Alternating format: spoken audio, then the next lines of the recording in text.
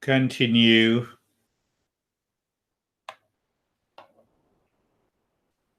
the journey of meditation.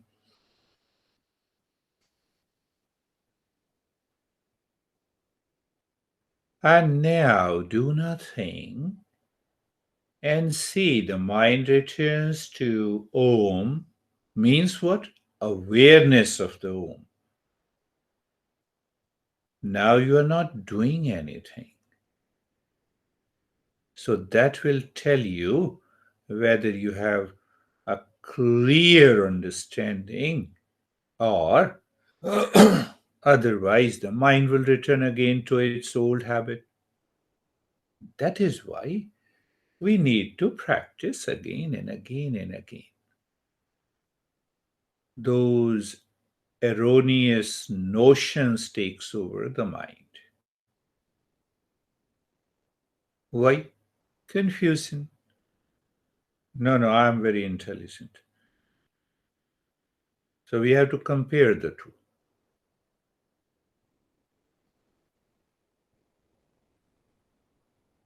You're doing nothing.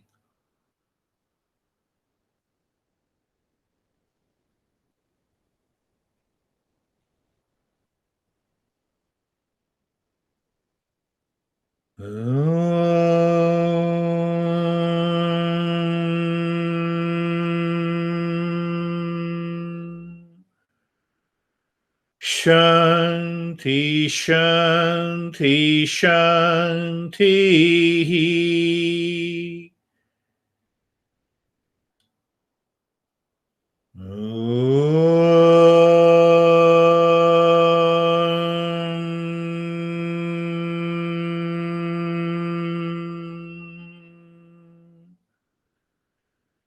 Shanti, Shanti, Shanti.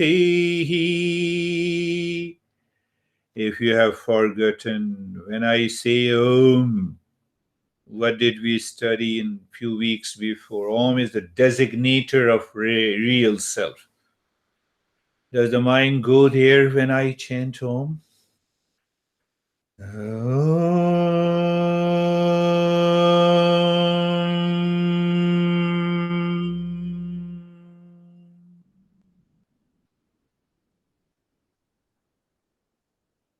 Shanti, Shanti, Shanti.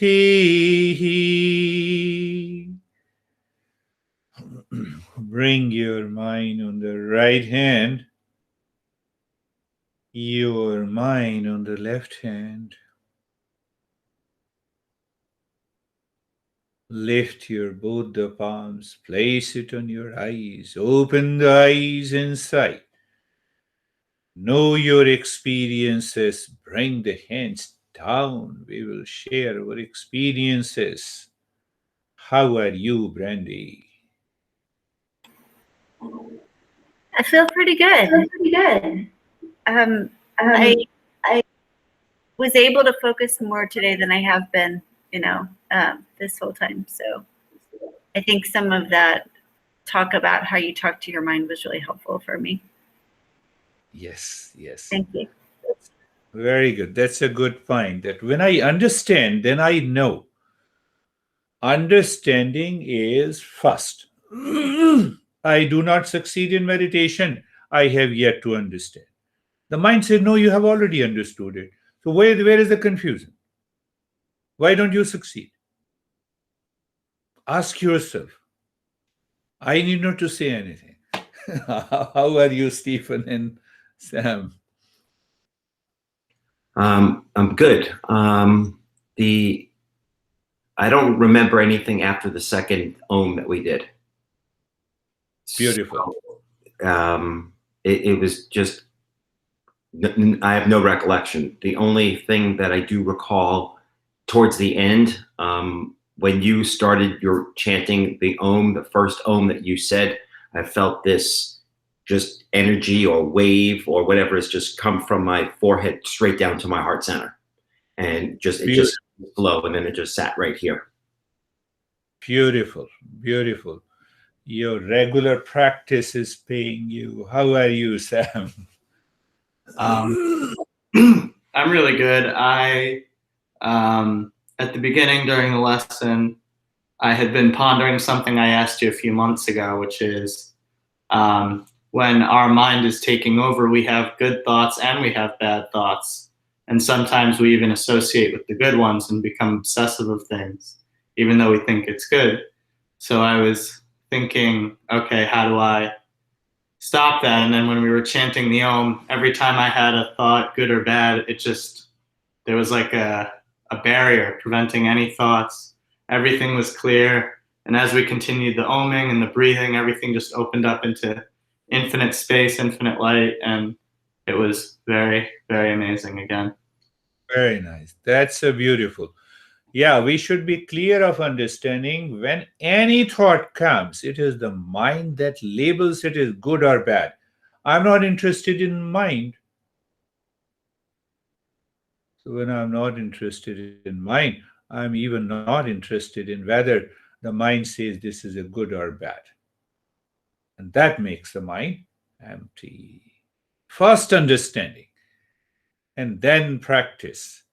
How are you, David and Jerry? That was really excellent for me. The preamble or the introduction or your lesson was fabulous. And then going into it, there was only like 2 or 3 times where my mind got away from me for a second. And both times I was quickly able to bring them back or get rid of them or ignore them. And one time it was an itch I had and I just ignored it. And I don't have the itch anymore. I didn't scratch it. So it's kind of interesting. But like Stephen said, I think it was after the second Om, I too just kind of like went into space somewhere. Space somewhere. Beautiful.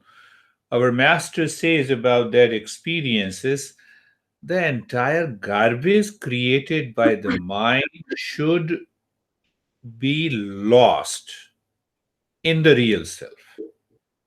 So that is what your experience is. That's a beautiful. How are you, Jerry?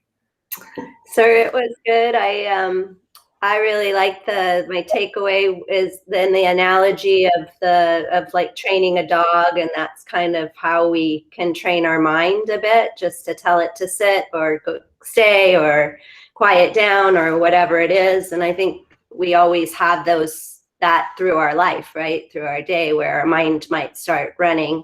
And if we recognize it, we can just tell it what to do, right? Yeah. We don't have to get busy with it.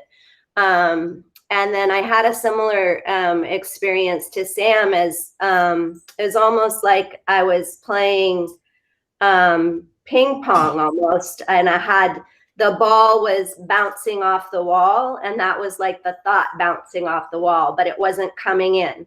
So it's kind of interesting. That's wonderful. That's wonderful.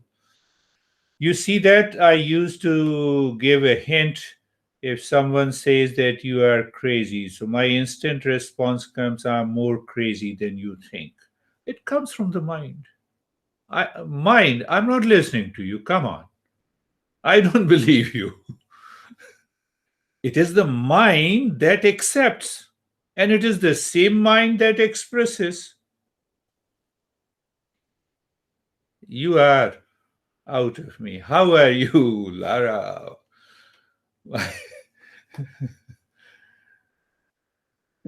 It was pretty quiet. It was one random thought, and I know I need to work on the obstacles.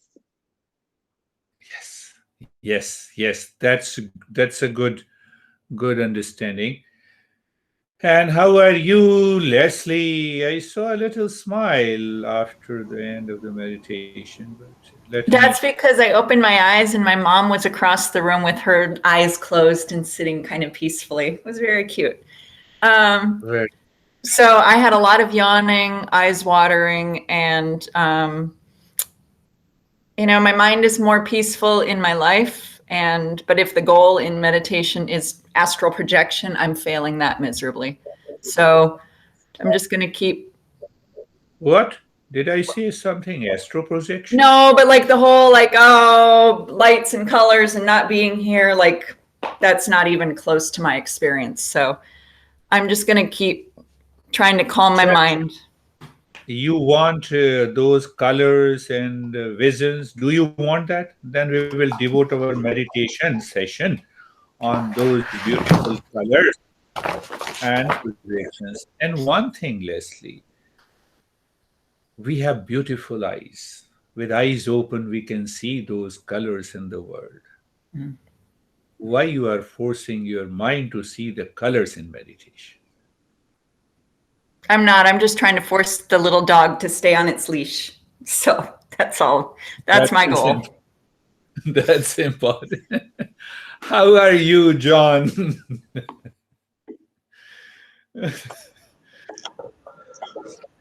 So by the third Om, I got to the point where, and I don't know whether I'm actually imagining or watching, but it was doing itself. Beautiful. That's a natural process. We are getting there. How are you, Christina? Good morning. I'm very grateful to be here. Sorry, my video has been a little weird, but it was very fast. Once we started the first Om, I felt like I fell almost. It felt like I was falling, and I felt like I was going to throw up for a second. But I just, your message this morning of remembering that when you said, what is your dialogue between your mind and self, that I wish I knew years ago.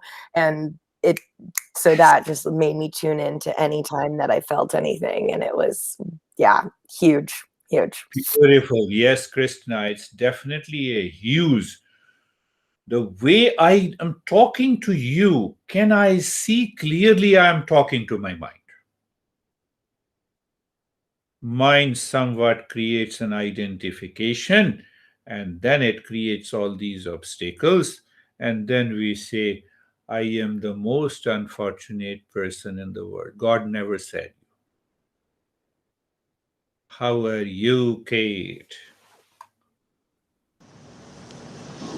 I'm good. I like Laura, I was sensing obstacles, but at the end it was very expansive and peaceful and quiet. Yeah. Both these experiences go together. And I spoke about it. My master always used to say, oh mind, be at peace. This will also pass. Mm-hmm. What will pass?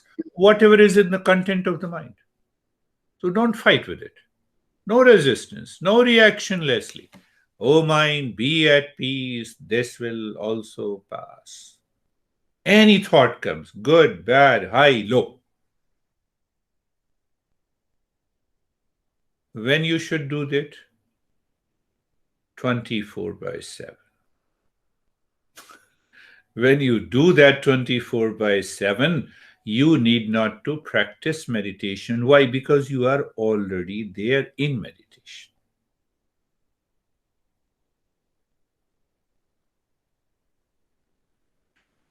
Any question? That is all.